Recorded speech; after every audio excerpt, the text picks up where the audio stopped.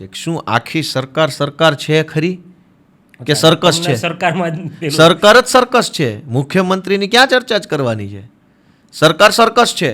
દર 1.5-2 વર્ષે દિલ્હીથી ડુક કરીને ડુગડુગી વાગે એટલે અહીં સંગીત ખુરશીની રમત હાલતી હોય એ મંત્રી ગોળ ગોળ ફરે ને જેનો વારો આવ્યો એ આવ્યો ને ગયા એ ગયા. થાય છે ને આવું. આનંદીબેન વખતે મંત્રીમંડળ બદલાણું, પછી વિજયભાઈમાં બદલાણું, પછી પાછું બદલાણું, ભૂપેન્દ્રભાઈમાં બદલાણું. 1.5-2 વર્ષે આ ખેલ હાલે છે. તમે જેને મંત્રી બનાવ્યો વિજયભાઈ રૂપાણી વખતે, તો તમે એની લાયકાત ને ખાસિયત ને આવડત ને અનુભવ જોઈને બનાવ્યો?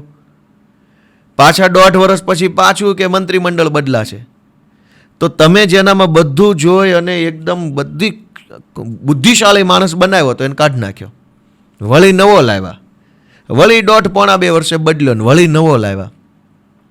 તમે મુખ્યમંત્રી વિશે પ્રશ્ન પૂછો છો કે આવું છે કે નહીં? હું એમ કહું આખી સરકાર સર્કસ છે, કોઈનું કાંઈ હાલતું નથી. તમે જેને લીધા મંત્રી તરીકે, ભૂતકાળમાં 3જી-4થી વાર મંત્રીમંડળ બદલાણું, 3-4 વખતે જેને તમે મંત્રી તરીકે લીધા એનામાં શું ખાસિયત જોઈને લીધા? એવું ક્યારેય ભાજપવાળાએ ગુજરાતની જનતાને જણાવ્યું કે આને લીધા, એને શું કામ લીધા, એનામાં શું આવડત છે, શું અનુભવ છે, શું કળા છે, શું ખાસિયત છે, કેવા એની અંદર કયા વિષયના નિષ્ણાત છે, એને શું કામ લીધા?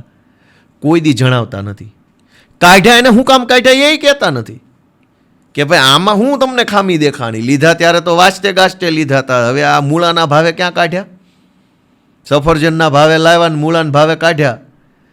તો લીધા શું કામ એ કહેતા નથી, કાઢ્યા શું કામ એ કહેતા નથી. જેને લીધા એ પોતે કહેતા નથી કે અમને શું કામ લીધા, અને જેને કાઢ્યા એ કહેતા નથી કે અમને શું કામ કાઢ્યા. તો આ તો સર્કસ થઈ ગયું. સરકાર હોય તો સરકારે જવાબ દેવો પડે જનતાને.